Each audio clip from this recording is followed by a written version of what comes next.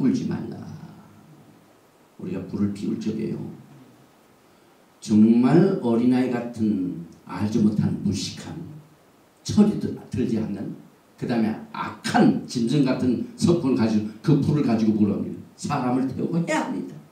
이와 같은 뜻이 있습니다. 짐승 같은. 그래서 거룩한 안식일에는 처소에서나 하나님의 성소에서 짐승같이 멍청하게 어린아이와 같이 무식하게 철없이 다른 불을 피우지 말라는 것입니다. 우리가 다른 불을 피울 적에 무엇을 생각합니까? 하나님께서 초대 제사장으로 삼은 인물이 누굽니까?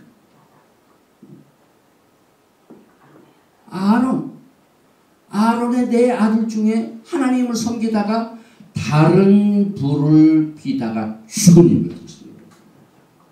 결국 우리는 여기에서 안식일은 특별히 과거에 나답과 아비후 같이 이상한 불을 피우는 것 때문에 이방신을 섬기지 말라는 하나님의 경고가 나중에 나오는데 결국 그 경고가 여기서 이미 내려져요. 안식일에는 이상한 불을 피우지 말라. 짐승같이 이것도 섬기고 저것도 섬기고 오늘 모여서 카울 할 적에 이스라엘 백성들이 그 짓을 했다 이 말입니다.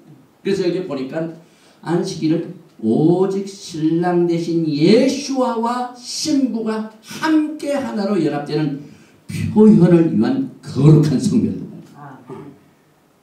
하나님께서는 그 시간은 절대로 다른 불을 피우지 말고 성령의 불 오직 신랑 신부만 전념을 다하는 시간으로 성별하라. 이것이 우리가 문제가 되고 있는 말씀을 통하여 깨닫게 됩니다. 그리고 안식일과 신부를 한번 살펴보십시오. 슈바스는요, 신랑이 신부를 위하여 만들어놓은 가이드입니다. 가이드. 우리가 어느 타 지역에 갈 적에 가이드가 반드시 필요합니다. 우리가 성소를 아닙니다. 저 홀리랜드 거기 갈 적에 그 이스라엘의 가이드는요 전부 PhD 이상 실력자들 깊이 성경을 연구하고 고고하고 공부한 사람들이 그러니까 이런 가이드를 잘 만나면 제대로 보고 그래서 하나님께서는 신부들을 위하여 이 땅에 있는 동안 가이드를 딱 해놓으셨는데 그 가이드가 안식일입니다. 어떻게 가이드가 되냐면 약속된 정한 시간 중에 신랑과 함께 안식을 충성스럽게 누리라는 겁니다. 이걸 쉽게 얘기하면은 제가 늘 이 토라를 가르칠 적마다 안식일은 웨딩 링. 이 웨딩 링을 볼 적마다 뭘 생각합니까? 이제 곧 오실 신랑과 결혼할 날을 기억합니다. 이걸 안식일날 그것을 하라. 그래서 이 안식일은 결혼반이라고 불리는 그 이유가 뭐냐면은 충성스러운 신부가 될 것인지 안 될 것인지를 알기 위한 테스트입니다. 그 바쁜 중에서도 하나님과의 전념을 갖는 시간을 갖는지 안 갖는지 가이드로 주셨고 그것을 위해 테스트를 주셨습니다. 그러므로 안식일은 미식한 성막 쉽게 얘기하면 브라이덜 챔버입니다. 우리가 결혼하고 난 뒤에요. 결혼 잔치가 있습니다. 결혼 잔치가 있고 난 뒤에 뭘 한 줄 아세요? 예수님께서 신부하고 이제 다른 사람들은 다 보내놓고 갈 곳이 있습니다. 어디입니까?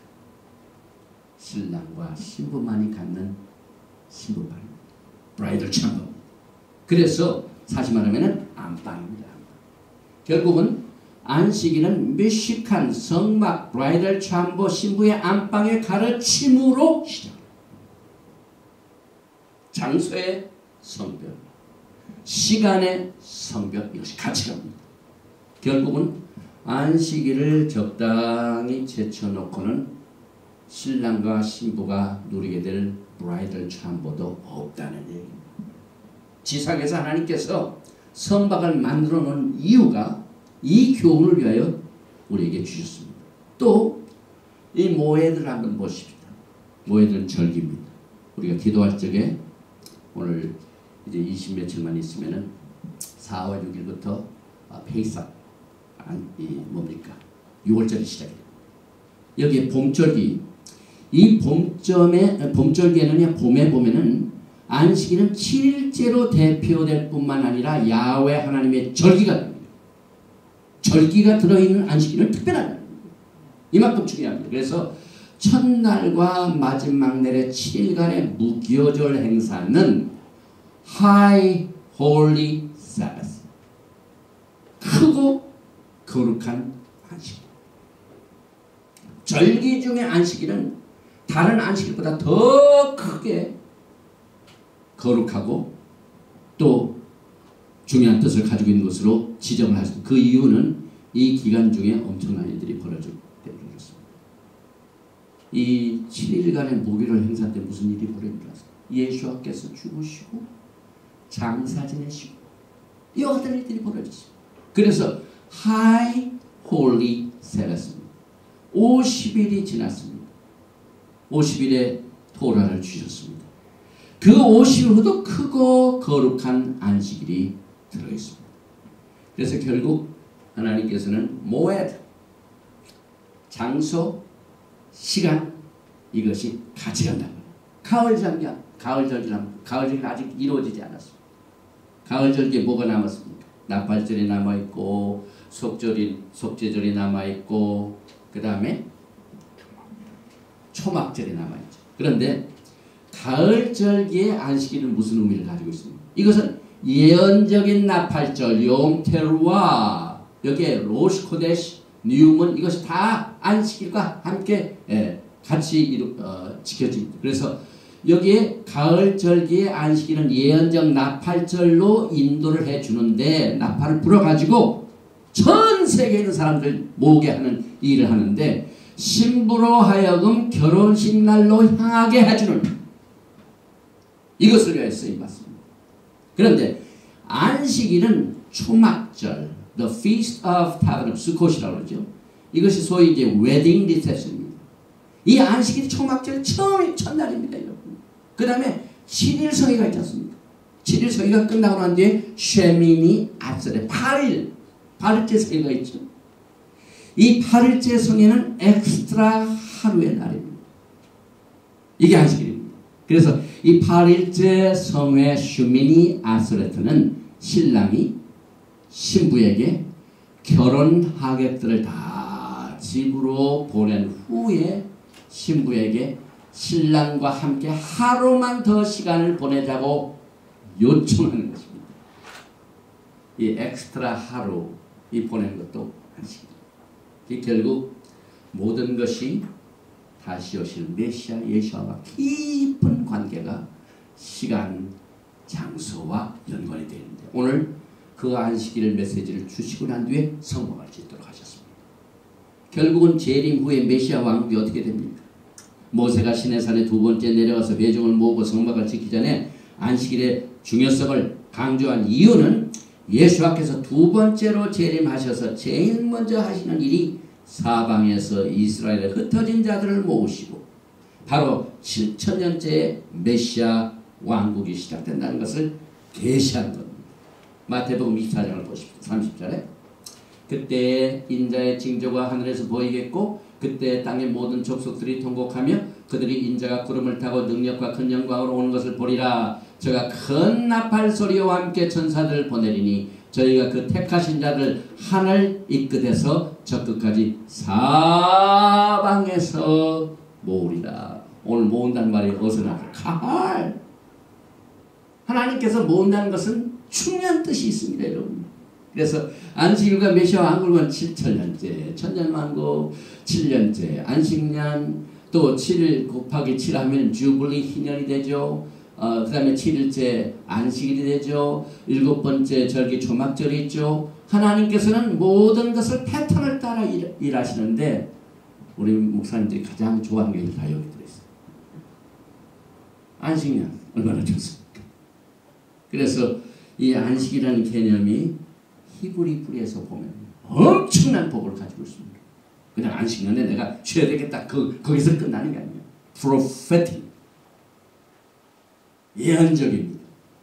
그래서 우리가 모세 명한 법 토라를 공부하는 이유가 바로 여기 있습니다. 그런데 어떤 분들이 의문을 가지고 있습니다. 아, 예수님께서 헬라말로 tetelestai, it is finished. 다 십자가에서 이루어졌는데 뭐 절기가 필요하고 뭐 절기가 필요하느냐. 그 절기 같은 거 중요하지 않다. 모든 저주는 예수님께서 다 짊어지고 갈라디아에서. 어제 이 문제로 우리 아들과 또 질문을 하면서 토라를 가르치면서 가르쳤는데 갈라디아에서 나오는 저주의 의미하고 레위기 26장 23절인 27장인가요? 이 땅에 사는 동안 하나님의 법을 어기고 우리가 죄를 지면 거기에 대한 저주가 임합니다.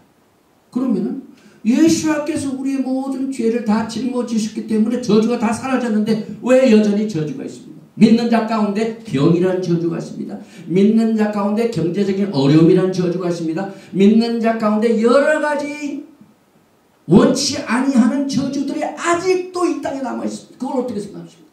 예수님께서 다 저주를 다 짊어지셨는데 우리가 이것을 이해하기 위해서 반드시 토라를 통하여 알아야 됩니다. 예수님께서 저주를 짊어지신 것은 하나님과 우리 사이의 영원한 단절, separation을 말합니다. 저주. 이 세상에서 가장 무서운 저주가 영원히 살아계신 하나님과 separation. 이게 저주입니다. 그 저주를 예수님께서 짊어지셨습니다. 그러나 여전히 우리가 하나님의 법을 지켜서 다른 저주를 이길 수 있는 그 길을 순종을 통해 나타납니다. 여러분, 우리가 도둑질을 하면은 걸리면은 여기 몇 배 4배로 갚으라는 말이 있지 않습니까? 그걸 어기면 그렇게 됩니다. 그렇다고 예수 믿는다고 도둑질하고 저주가 사라집니까? 저주의 결과가 여전히 따라옵니다. 그래서 거기에서 나오는 저주하고 갈라디아에서 저주를 그 저주와 혼동을 하죠. 이것은 히브리 뿌리를 통해서만 구분이 됩니다. 그래서 그 절기를 지킬 필요가 없다. 모든 것을 주님이 다 이루십니다. 그러나 토라를 보면 그렇지 않습니다. 미래에 스가랴서 14장 16절에 보면요. 어떤 저주가 임한 줄 아세요? 예루살렘을 치러왔던 열국 중에 남은 자가 해마다 올라와서 그 왕 만군의 여호와께 숭배하여 초막절을 지킬 것이라. 예수께서 다 모든 절기를 이루셨는데 왜 또 초막절 지킵니까? 그 다음에 천하 만국 중에 그 왕 만군의 여호와께 숭배하러 예루살렘에 올라오지 아니하는 자에게는 비를 내리지 아니하는, 비를 안 내리는 저주가 있습니다. 예수께서 모든 저주를 다 짊어졌는데 왜 또 여전히 비를 안 내리는 저주가 있습니까? 우리가 토라를 공부하면은요, 올람하세 금생과 올람하바의 모든 빛을 봅니다. 그래서 우리가 히브리 뿌리로 돌아가야 된다는 그 뜻이 하나님의 구속의 계획을요, 우리가 정말 심각하게 이해할 줄 알아야 돼요. 구약과 신약을 나누면 안 돼요. 한 책입니다. 베레시트부터 레벨레이션까지 전부 한 책입니다. 예수께서는 천지를 창조하십니다. 말씀으로 창조하십니다. 예수께서는 아브라함과 언약을 맺으신 분입니다. 예수께서는 율법을 주신 분입니다. 그래서 율법을 절대로 폐하지 않으십니다.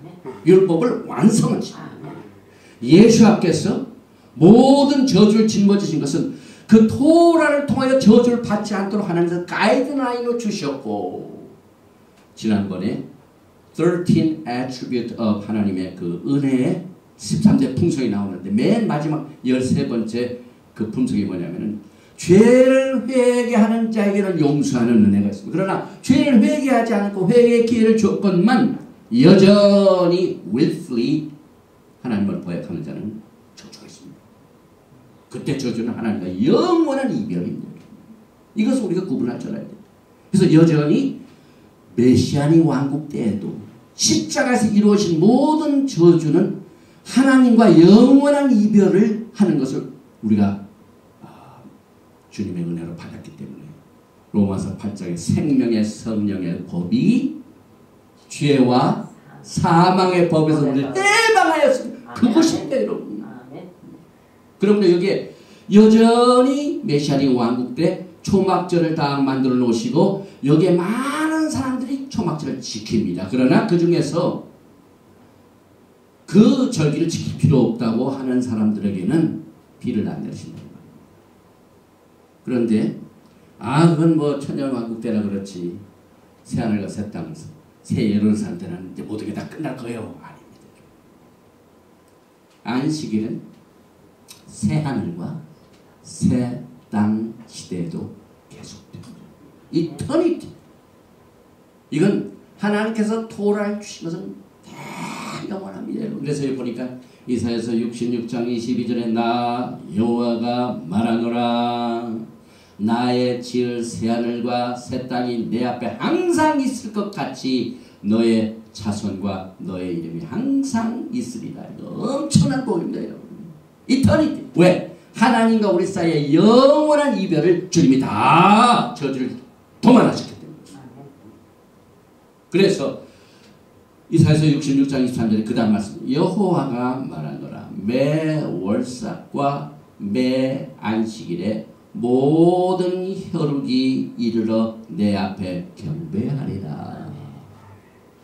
안식일에 관한 건 영원하기 때문에 오늘 성막 짓기 전에 또 한 번 이 안식일에 관한 것을 주님께서 가르치셨습니다. 그래서 시간도 성별시켜 주시고 장소도 성별시켜 주시고 사람도 하나님께서 모으셔서, 그래서 결국 교회 하려면 뭡니까? 성도가 있어야죠. 또 교회 하려면 뭐가 합니까? 처소가 있어야 되겠습니까? 건물이 있어야 되겠습니까? 예배드릴 장소가 있어야 되지 않습니까? 그 다음에 예배 언제 드립니까?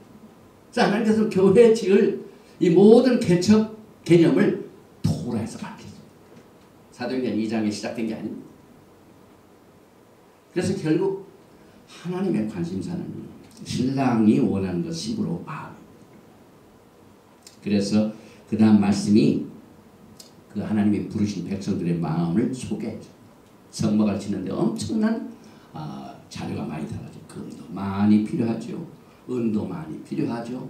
그 다음에 해달가죽, 청색, 자색, 홍색, 배실로산 그 천막이 필요하죠. 뭐 많은 자료가 필요합니다. 그런데 그 자료를 전부 하나하나 빼놓지 말고 전부 받은 것을 계산했어요. 그 계산이 109데이. 결산을 오늘 끝냈습니다. 주력기 4장에서 결산이 끝납니다. 그런데 어떤 분들이 이와 같이 성막 짓는데 사용됐냐면은 주력기 35장 5절 너희의 소유 중에서 너희는 여호와께 드릴 것을 취하되 물을 마음에 원하는 자는 바랍니다. 이 토라도요 억지로 이 히브리로 돌아간 거 아니에요. 저는 그 엘리야 사역을 위해서 주님께서 부르셨기 때문에 내 종 모세에게 명한 법을 기억하게 하라 하는 경고의 메시지를 전해줍니다. 그리고 저는 절대로 메인 라인에서 이 메시지를 증거할 수가 없어요. 메인 디노미네이션에서 전할 수가 없어요. 왜 히브리 뿌리는 진짜인데 하나님의 말씀인데 마지막인데 큰 교회에서 세워지고 큰 데서 하면 더 잘 텐데 왜 이게 모이면 사람들이 적고 이러냐고. 그러나 엘리야나 하나님께서 신 백성들이 마지막 때 메시지는요. 내가 저 큰 데서 외치라고 하지. 이 마지막 때 히브리 뿌리의 메시지는 광야에서 외치는 소리. 이사야서 보면요. 대로를 수축하라. 이사야서 나오는 대로를 어떻게 광야에 외치는 소리. 광야의 소리를 마지막 때 듣는 사람들은 이 길을 압니다. 그러므로 여기에 보니까 그 마음이 감동을 받은 사람, 정말 원하는 사람들은 뭐 하지 말라고 해도 듣지 말라고 해도 막 와요. 북한에서도 오고 예루살렘에서도 오고 저 오스트랄리아에서도 오고 뭐 일부러 히브리 오르니까 이게 따라야 됩니다. 중국은 뭐 오늘 하루 만에 70 메시지가 다운로드됐어요. 중국 사람들은요 그냥 한번 집어넣기를 좋아해요. 인터넷에 언제 사라질지 모르니까 무슨 다운로드 해놓고 한 번 들어가면 안 나와. 그만큼 열심히 있어요. 제가 그걸 강요했습니까? 마음에 원하는 자. 인터넷 토라이 메시지를 다 풀어놓고 마음에 원하는 자는 여기 보십시오. 출애굽기 35장 20 무릇 마음이 감동된 자와 무릇 창원하는 자가 와서 성막을 지켜야 그 속에 쓸 모든 것을 위하여 거룩한 옷을 위하여 예물을 가져 여호와께 드렸으니 여기서 끝나는 게 아닙니다. 35장 25절 마음에 원하는 남녀가 와서 35장 20 마음의 감동을 받아 슬기로운 모든 여인은 출애굽기 35장 20절에 마음에 원하는 이스라엘 자손의 남녀마다